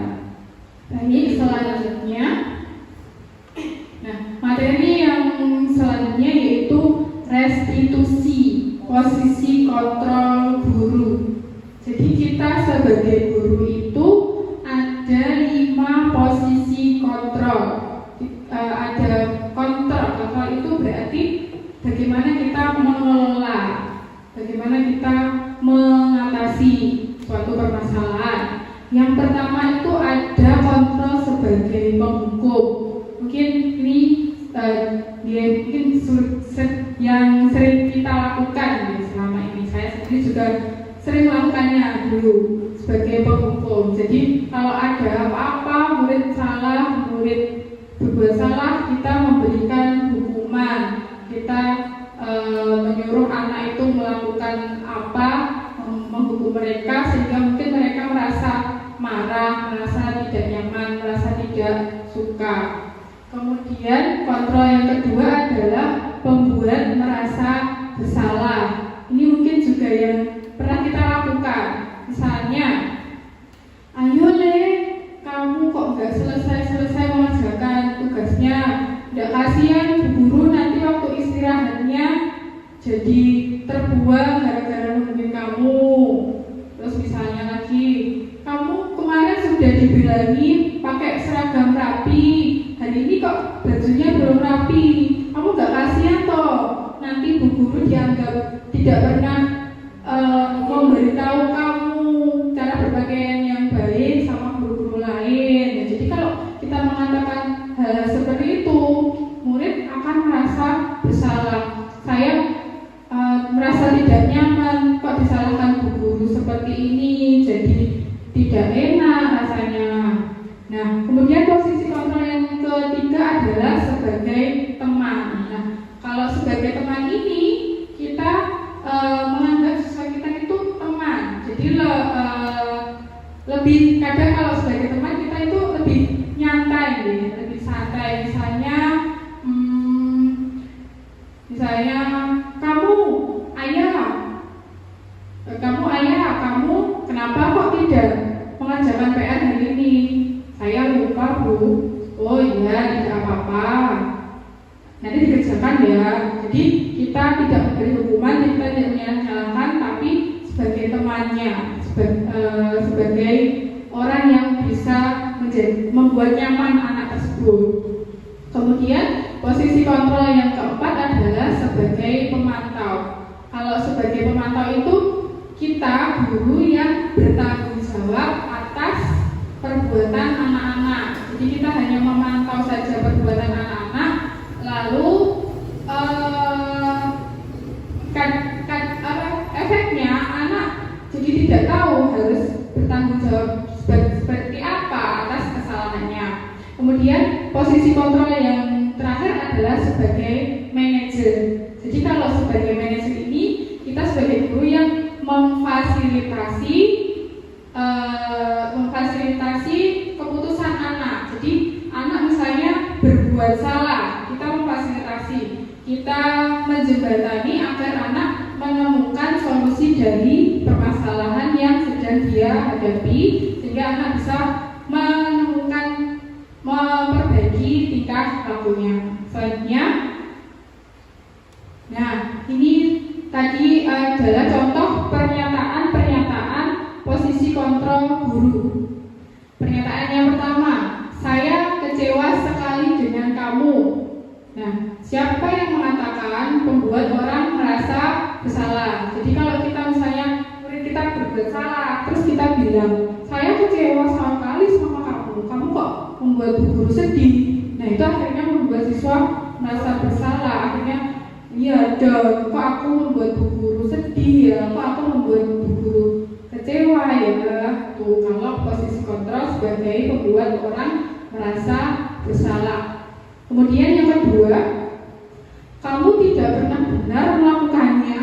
Itu adalah posisi kontrol sebagai penghukum. Kita selalu menyalah-nyalahkan anak tanpa mengetahui alasannya, tanpa ingin tahu alasan anak melakukan hal tersebut. Kemudian kalau posisi kontrol sebagai teman, yang kita katakan biasanya, ayolah lakukan demi bapak atau ibu.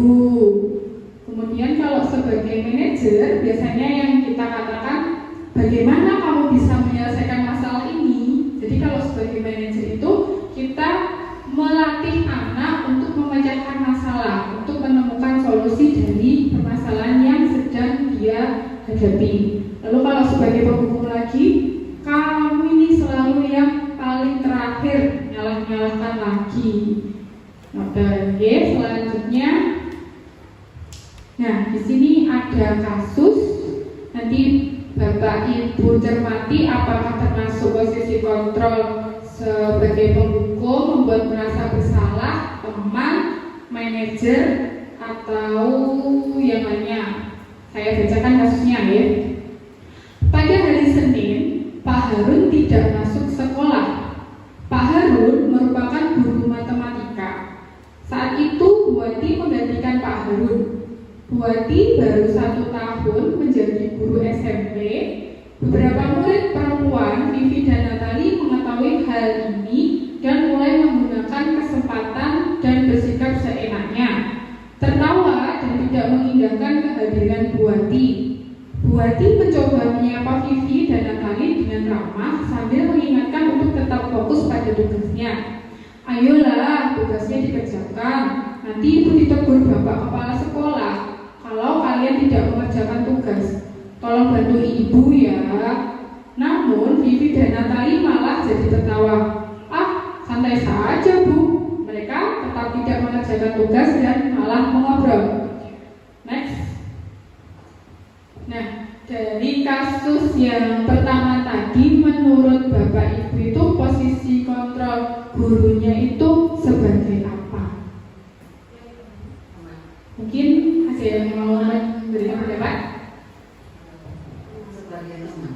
Mengapa Bu Yati beranggap itu sebagai teman? Karena mereka kurang itu menghormati ibu guru yang sudah memberi tugas kepada mereka, dan kedua siswa tadi tidak mengindahkan, menganggap seperti ibu guru itu temannya. Ya, kalau menurutnya Bu Asma Dayati Mungkin sama ya sebagai teman. Tapi dari sisi gurunya yang menganggap dia teman muridnya, bukan murid yang menganggap gurunya itu teman. Dari kata ayolah tugasnya dikerjakan. Nanti ayolah itu kan berarti Bu Wati ini memposisikan dia sebagai teman muridnya. Gitu. Benar sekali yang disampaikan oleh Bu Yati dan Bu Asma Dayati. Posisi Bu Wati di sini adalah sebagai teman. Ya, karena dari percakapan tadi ada kata-kata yang diucapkan oleh Bu Wati itu, ayolah tugasnya dikerjakan. Nanti Ibu ditegur Bapak Kepala Sekolah kalau kalian tidak mengerjakan tugas. Tolong bantu Ibu ya. Jadi Bu Wati di sini memposisikan dirinya sebagai temannya anak-anak. Nah, efek dari menempatkan diri sebagai teman itu seperti yang disampaikan oleh Bu Yati tadi, membuat anak jadi kurang menghormati gurunya karena menganggap gurunya itu teman. Jadinya kalau teman kan, guru kan nggak bakalan marah sama saya, guru kan teman saya. Jadi efeknya siswa jadi kurang menghormati gurunya. Lanjut kasus yang kedua. Anto dan Dino sedang bermain bersama di lapangan basket dan tiba-tiba terlibat dalam sebuah pertengkaran adu mulut. Dino pun menjadi emosi dan mengadakan kontak fisik, menarik kemeja Anto dengan kasar sampai 3 kancingnya lepas. Pada saat itu, guru piket langsung melerai mereka dan membawa mereka ke ruang kepala sekolah. Ibu Suti sebagai kepala sekolah berupaya menenangkan keduanya, terutama Dino. Dino, sepertinya kamu saat ini sedang marah sekali. Mendengar itu, Dino pun mengalir bercerita tentang kekesalan hatinya. Ibu Suti pun melanjutkan bahwa membuat kesalahan adalah hal manusiawi dan bahwa mempertahankan diri adalah hal yang penting. Namun meminta Dino memikirkan cara lain yang mungkin lebih efektif karena saat itu Dino berada di ruang kepala sekolah. Ibu Suti melanjutkan bertanya tentang keyakinan sekolah yang telah disepakati serta apakah Dino bersedia memperbaiki kesalahan yang telah dilakukan terhadap pun akhirnya perlahan mengangguk. Kemudian Ibu Suti balik bertanya kepada Anto, hal apa yang bisa dilakukan Dino untuk memperbaiki masalah? Anto menjawab, saya perlu kancing saya diperbaiki, Bu. Ibu saya akan sangat marah kalau melihat kancing baju saya sampai copot 3 kancing begini. Ibu Suti pun kembali bertanya ke Dino, apakah yang akan dia lakukan untuk menggantikan 3 kancing Anto yang terlepas? Nah, dari kasus 2 ini menurut Bapak Ibu termasuk posisi kontrol apa yang dipilih oleh Ibu Suti, kepala sekolahnya? Ini Bu Tawiyah mau menyampaikan. Menurut dari kasus itu, Ibu Suti sebagai kepala sekolah itu dia mengadakan pendekatan atau klarifikasi tadi sebagai manajer ya Bu itu. Kalau itu sepakat sebagai manajer? Sepakat. Ya. Posisi kontrol yang diambil oleh Bu Suti ini adalah sebagai manajer. Itu bisa ditujukan dari kalimat yang disampaikan oleh Ibu Suti. Hal apa yang bisa dilakukan Dino untuk memperbaiki masalah? Jadi Ibu Suti itu menuntun Dino supaya Dino berpikir menemukan jalan keluar dari masalah yang dia hadapi, supaya dia lebih bertanggung jawab dari perbuatan yang telah dia lakukan. Nah, selanjutnya kan akhirnya Dino jadi berpendapat, saya perlu kancing saya diperbaiki, Bu. Ibu saya akan sangat marah kalau melihat kancing baju saya sampai copot 3 kancing begini. Ini Dinonya. Kemudian kalau Antonya diminta untuk memperbaiki kancing bajunya Dino, karena dia tidak bisa menjahit kancing baju, maka Ibu Suti menyarankan supaya diajari oleh Bapak Irfan. Selanjutnya, nah ini apa itu? Dino berpikir sejenak dan menjawab, wah tidak tahu, Bu. Nah, dia bilang mau mengelem kancingnya. Nah, kan kalau dilem itu kan bisa copot lagi. Nah, kemudian Ibu Suti mengatakan mau apa itu menanggapi dijahit. Nah, dijahit, tapi Dinonya bingung, dia tidak bisa menjahit. Terus Bu Suti menjawab, disuruh minta tolong Pak Irfan, guru tata busana, untuk mengajari Dino menjahit. Akhirnya Dino mengangguk tanda menyetujui, dan sepanjang siang itu Dino belajar menjahit dan memperbaiki kemeja Anto. Terakhir kali terlihat kedua anak laki-laki tersebut, Dino dan Anto, pada jam pulang sekolah. Mereka sudah bercengkrama dan bersenda gurau kembali. Oke. Nah, saya ingin bertanya kepada Bapak Ibu, kalau kita sebagai guru memposisikan sebagai manajer ini, kira-kira kelebihannya apa nih, menurut Bapak Ibu? Mungkin anak lebih mengerti dan bisa belajar memahami apa kesalahannya tadi. Jadi anak tahu kesalahannya dan akhirnya jadi punya solusi atas kesalahannya untuk memperbaiki kesalahannya dan menimbulkan rasa lebih bertanggung jawab. Baik, selanjutnya. Nah, ini tadi posisi kontrol guru. Ini adalah contoh yang dikatakan guru apabila sebagai posisi kontrolnya sebagai penghukum, pembuat merasa bersalah, teman, pemantau, dan manajer. Nah, dari 5 posisi kontrol tadi, apabila posisi kontrolnya sebagai penghukum dan membuat merasa bersalah, itu adalah kontrol yang berasal dari luar. Tapi tujuannya adalah hanya untuk menghindari hukuman. Jadi tidak menimbulkan rasa kesadaran dan tanggung jawab pada anak, itu belum tentu, tapi biasanya anak itu taatnya itu karena untuk menghindari hukuman. Kemudian kalau kita posisi kontrolnya sebagai teman dan pemantau itu membuat siswa itu mengharapkan imbalan atau ketergantungan pada orang lain. Jadi anak melakukan perbuatannya itu karena pengen dapat imbalan atau karena pengen dipuji sama orang lain. Jadi ketergantungan sama gurunya. Nah, akibatnya kalau kita posisi teman sebagai teman dan pemantau itu kalau gurunya ganti, anak itu bisa berubah sikapnya. Jadi misalnya kalau sama gurunya kelas asli itu anak-anak tertib, disiplin, nurut. Tapi kalau ketika ganti gurunya, anak bertingkah, anak liar, anak jadi nakal, itu karena mungkin mereka menganggap gurunya itu sebagai teman atau pemantau. Nah, dan yang terakhir, kalau sebagai manajer itu adalah yang berasal dari diri anak sendiri, kontrol diri anak sendiri. Anak jadi lebih menghargai diri sendiri.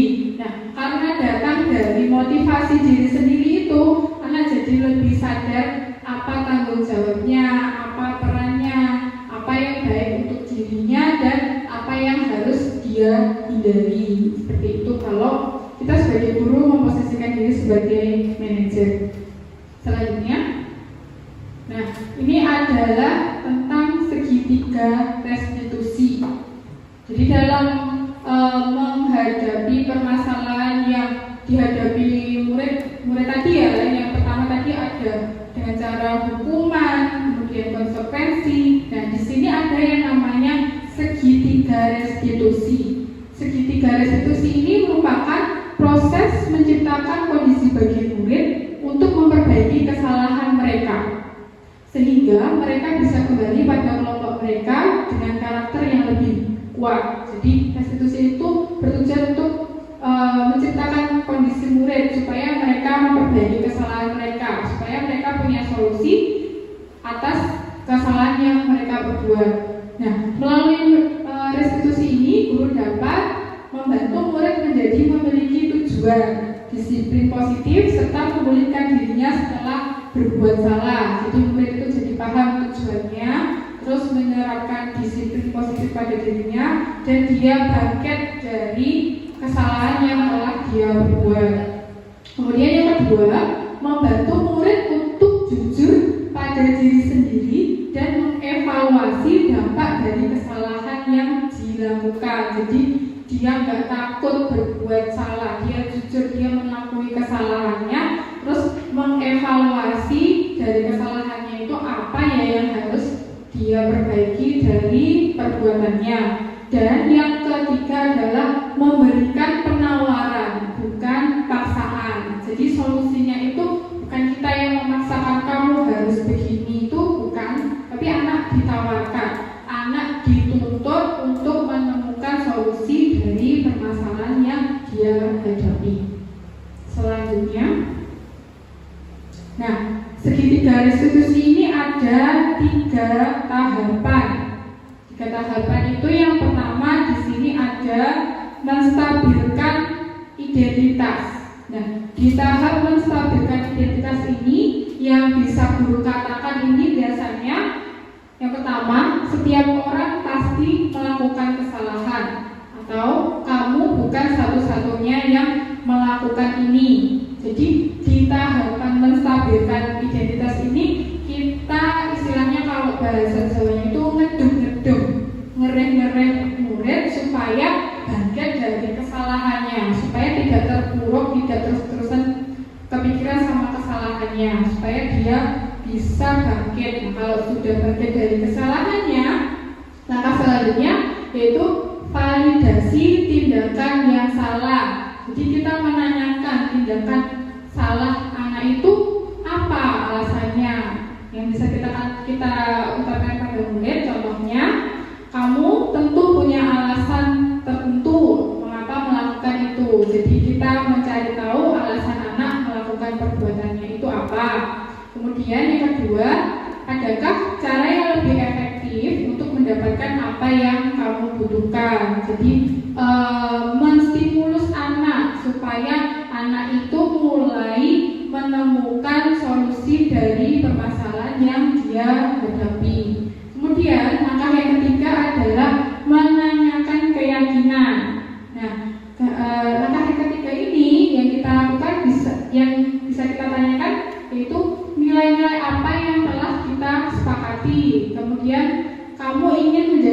orang seperti apa. Misalnya kita sudah menerapkan keyakinan kelas di kelas Bapak Ibu. Nah, di situ ada anak yang ganggu temannya saja. Padahal di keyakinan kelas itu sudah ada peraturan harus tertib dan menghargai teman. Nah, bisa kita tanyakan kepada anak, nilai-nilai yang telah kita sepakati apa ya? Kamu ingat apa tidak? Itu di tahap menanyakan keyakinan. Selanjutnya, nah ini tadi tahapan ketiga institusi. Yang pertama, menstabilkan identitas. Nah, itu kita bisa mengatakan berbuat salah itu tidak apa-apa. Dan tapi bukan berarti kita harus mengulang kesalahan-kesalahan yang sama. Terus yang kedua, tidak ada manusia yang sempurna. Yang ketiga, saya juga pernah melakukan kesalahan seperti itu. Yang keempat, kita bisa menyelesaikan ini. Kemudian Bapak atau Ibu tidak tertarik mencari siapa yang salah, tapi Bapak Ibu ingin mencari solusi dari permasalahan ini. Dan kamu berhak merasa butuh. Itu adalah yang bisa kita katakan kepada murid di tahapan menstabilkan identitas. Selanjutnya, tahapan yang kedua adalah validasi tindakan yang salah. Contoh kalimat yang bisa kita katakan pada murid, yang pertama, kamu pasti punya alasan mengapa melakukan hal itu. Kemudian, kamu patut bangga pada dirimu sendiri karena kamu telah melindungi sesuatu yang penting buatmu. Dan tahapan yang terakhir yaitu menanyakan keyakinan. Yang bisa kita ucapkan pada murid adalah apa yang kita percaya sebagai kelas atau keluarga. Kemudian apa nilai-nilai umum yang telah kita sepakati, dan apa yang bayangan kita terhadap kelas yang ideal, dan kita mau jadi orang yang seperti apa. Selanjutnya, ini adalah video penerapan segitiga restitusi yang pernah saya praktikkan dengan murid saya. Oke ya, ayo ini silakan dulu. Saya tahu alasan kakak mengajar saya kesini. Iya, karena sudah sangat pelajaran tadi lebih. Apa yang kamu lakukan saat belajar tadi? Saya tadi berjalan-jalan dan melihat teman saya di mana disebabkan ruangan beli dan Ya pernah, itu pasti. Nah ya, kalau dulu mengajar itu mencari solusi sama-sama supaya kita bisa mengatasi masalah ini bersama-sama. Ya, guru saya begitu karena bosan. Saya sudah selesai mengajarkan tugas dan tidak tahu harus berbuat apa. Jadi saya berjalan-jalan mengajak teman saya ngobrol.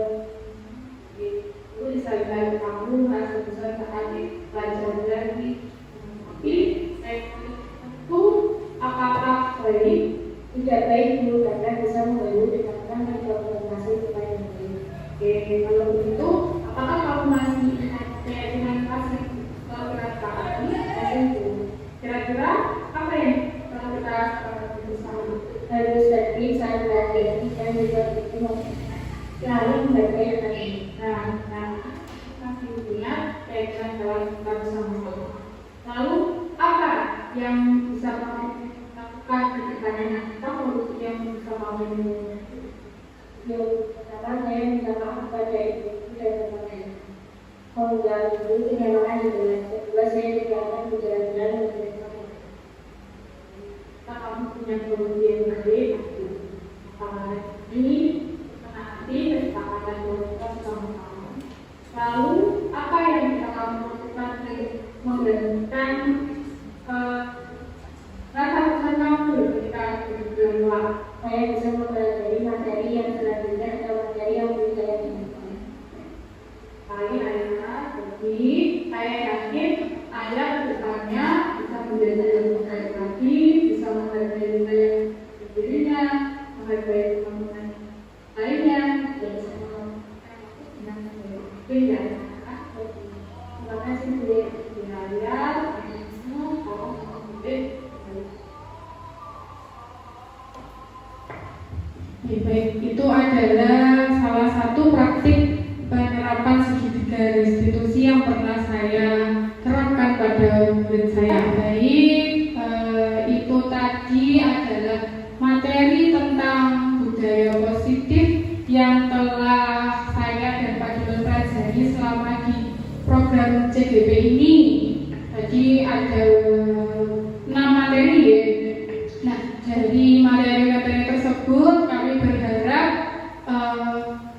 kita sebagai warga sekolah bisa saling berkolaborasi, saling bersinergi untuk mulai menerapkan budaya positif di sekolah kita tercinta ini untuk mewujudkan sekolah kita yang lebih baik, kita punya murid-murid yang berprestasi di masa depan, yang berakhlak baik, yang punya karakter sesuai dengan profil pelajar Pancasila. Oke, baik, selanjutnya adalah sesi tanya jawab. Oke. Kalau Bapak Ibu ada pertanyaan yang bisa disampaikan, monggo bisa disampaikan. Mungkin ada Bapak Ibu yang ingin bertanya tentang materi kita hari ini yang belum jelas atau ada yang belum jelas. Terima kasih. Saya mau menanyakan tentang keyakinan kelas. Apakah keyakinan kelas yang bisa diterapkan untuk kelas rendah? Terima kasih. Terima kasih untuk pertanyaan dari Bu Yeti. Langsung dijawab sih. Apakah keyakinan kelas bisa diterapkan di kelas rendah gitu ya? Jadi keyakinan kelas itu bisa diterapkan di semua kelas, mulai kelas rendah sampai kelas tinggi.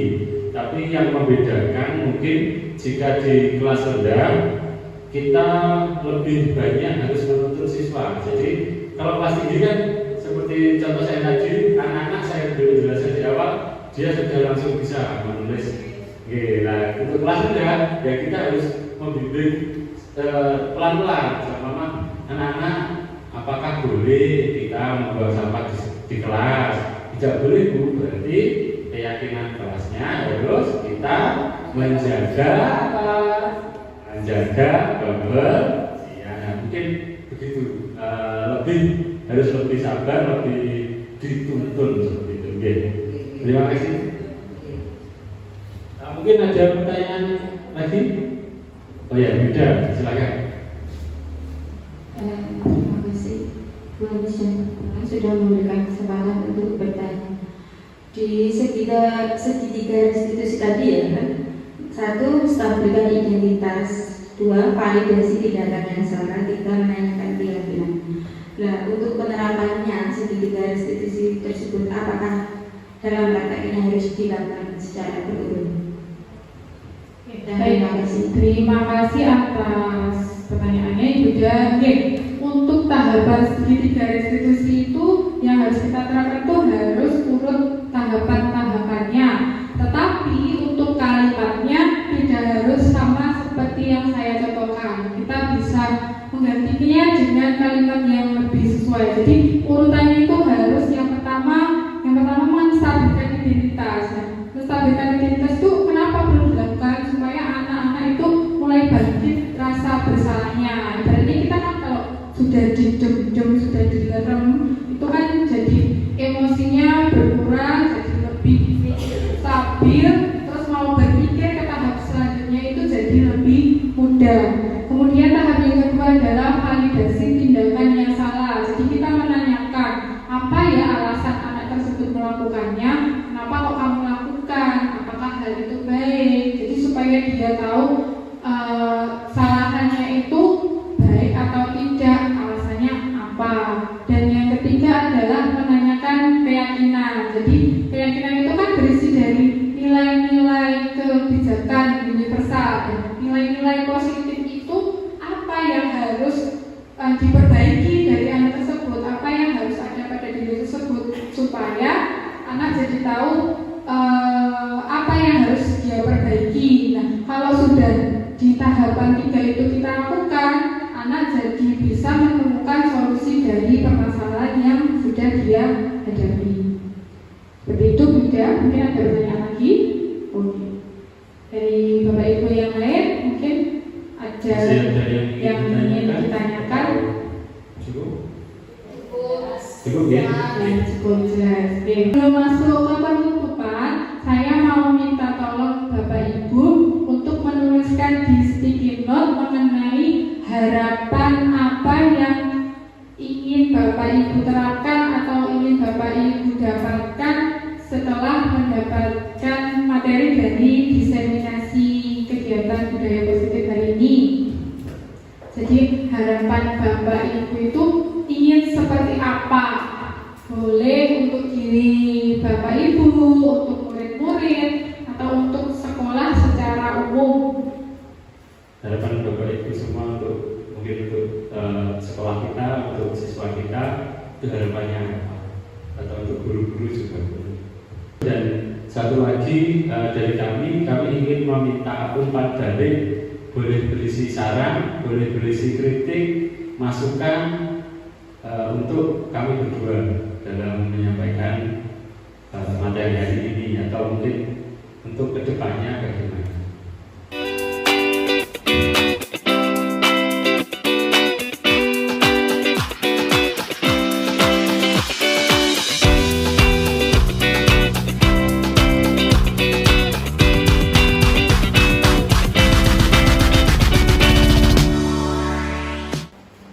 Terima kasih Bapak Ibu yang sudah menyampaikan harapan dan umpan baliknya kepada kami. Mungkin cukup sekian untuk hari ini. Oh iya, boleh ya saya sampaikan pantun ya. Jalan Doho ada di kota Kediri, Jalan Malioboro ada di kota Yogyakarta. Sekian presentasi dari kami berdua. Sekian diseminasi dari kami, semoga bermanfaat untuk kita semua. Terima kasih Bapak Ibu sudah meluangkan waktunya. Akhir kata, wassalamualaikum warahmatullahi wabarakatuh.